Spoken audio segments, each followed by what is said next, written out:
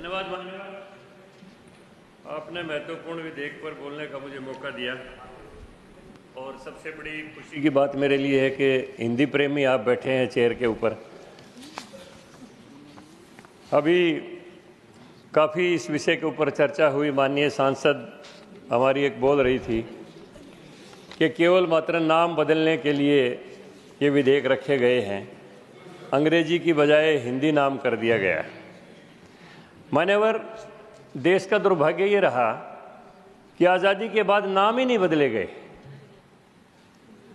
1977 तक दिल्ली के सड़कों के नाम भी ये हार्डिंग लेन है, ये जॉर्ज पंचम रोड है, ये सप्तम रोड है, ये विक्टोरिया रोड है, ये विलिंगटन रोड है, ये विलिंगटन हॉस्पिटल है, ये इरविन हॉस्पिटल है। दास्ता के किसी चिन्ह को मिटाया ही नहीं गया और अंग्रेजियत का प्रभाव इतना लगातार बढ़ता रहा। हमारी जितनी भी ताई गुलाबो थी वो सारी की सारी रोजी हो गई। जितने पाजामे थे वो प्लाजो हो गए। मतलब अंग्रेजिया का प्रभाव इस देश में इतना बढ़ता रहा। लोहिया जी ने कहा था कि जब अंग्रेज चले गए तो अंग्रेजी क्यों नहीं जा रही। महात्मा गांधी जी ने तो यहां तक कहा था कि अंग्रेज चाहे 2 दिन बाद चले जाएं, लेकिन अंग्रेजी पहले चली जानी चाहिए। भाषा की दास्ता भी एक देश की दास्ता है।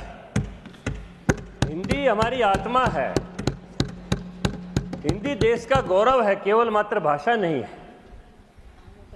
और अगर हम किसी दास्ता के चिन्ह को अपनी मातृभाषा में, अपने देश की भाषा में, राजभाषा में बदलते हैं तो हम सब के लिए ये गौरव का विषय है।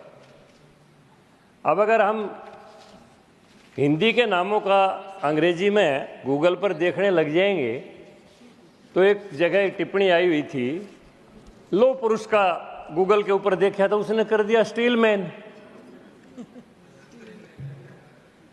अब हमारी बहन जी बोल रही थी, सागरिका घोष जी, अगर गूगल के ऊपर सागरिका घोष पता नहीं तो सी पायरेट कर देगा उसका नाम कोई पता नहीं क्या बदल देगा गूगल। परिवार वालों ने कितना सुंदर नाम रखा है, सागरिका घोष, बहुत ही गौरव का नाम है। अरविंद घोष हमारे देश के कितने बड़े क्रांतिकारी थे, चिंतक थे, दार्शनिक थे, उनके वंशज होंगी मेरी समझ में। तो हिंदी से हमें प्रेम करना चाहिए, हिंदी हमारी आत्मा है। मैं इसी बात के साथ ये कहना चाहता हूं कि देश में पूरी दुनिया का हमें नक्शा देखना चाहिए, समझना चाहिए। जिस दिन गोरबाचोव के काल के अंदर रसिया का बंटवारा हुआ, अगले ही दिन लेनिनग्राद शहर का नाम बदल के सेंट पीटर्सबर्ग हो गया। 1 मिनट नहीं लगी, लेकिन हम आज तक दास्ता के चिन्हों को ढोते आ रहे हैं। और इतना प्रभाव अंग्रेजियत का हमारे ऊपर हो गया कि फटा हुआ कपड़ा जिसको दरिद्रता का सूचक माना जाता था, आज सारा इंग्लैंड का, यूरोप का फटी हुई पैंट हमने यहां पर पहनने शुरू कर दी, उसको भी गौरव मान लिया। यहां तक भी नई पैंटों को भी फाड़ फाड़ के पहनना शुरू कर दिया। जितनी ज्यादा फटी हुई पैंट है उतनी ज्यादा महंगी मिलती है बाजार के अंदर। इससे ज्यादा गुलामी का और कोई प्रतीक हो नहीं सकता। लेकिन उस मानसिकता से आज भी बाहर आने की कोशिश नहीं कर रहे।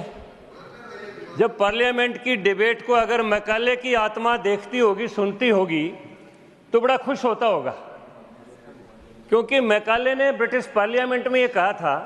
माननीय सदस्य विषय पर आ जाए। सर, थोड़ी सी भूमिका तो बनानी पड़ेगी, आप तो हिंदी प्रेमी हो।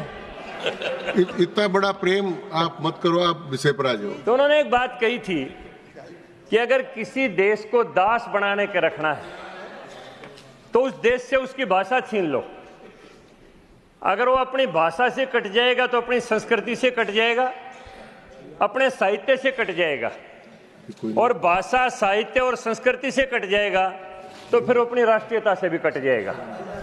फिर उसको, देश को गुलाम बनाने में कोई असुविधा नहीं होगी। इसलिए सबसे पहले उसकी भाषा छीन लो। और हमें बड़ा अचंभा होता है कि हमारे माननीय अधिकतर अंग्रेजी बोलने में अपना गौरव महसूस करते हैं। अगर बंगाली में बहस करें, तमिल में बहस करें, कन्नड़ में बहस करें, मलयालम में बहस करें, सबको अच्छा लगता है, सबकी ट्रांसलेशन यहाँ पर मिल जाती है। अपनी मातृभाषा में प्रेम करना चाहिए। तो मान्यवर, इस भूमिका के बाद में विधेयक के ऊपर आता हूँ। ये आपकी भूमिका है। अभी हरियाणा का आदमी थोड़ा सा गर्म होने में टाइम ले लेता है। आपकी भूमिका में काम पूरा हो गया है। आपको धन्यवाद बहुत बहुत। सर थोड़ा बहुत इसके ऊपर नहीं देंगे, नई टेक्नोलॉजी आई है देश में। भूमिका से पर्याप्त है, इतनी बड़ी भूमिका हो गया। चलिए आपकी मर्जी है। जय हिंद। धन्यवाद बहुत बहुत।